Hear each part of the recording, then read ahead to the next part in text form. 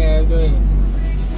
Malaya, Bigfoot Malaya, bersama kita bangkit suara.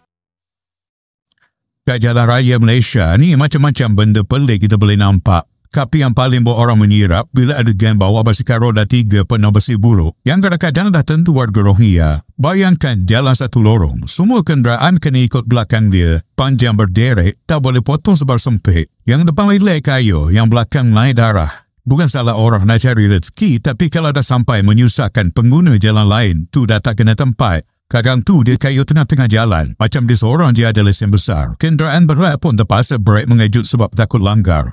Bahaya bukan main. Dah lah tak pandai ikut peraturan, menyusahkan orang. Kalau jadi kemalangan, siapa susah? Orang lain juga. Nak berniaga besi buruk pun biarlah ada cara. Bukan main redah macam jalan tu atuk dia yang punya.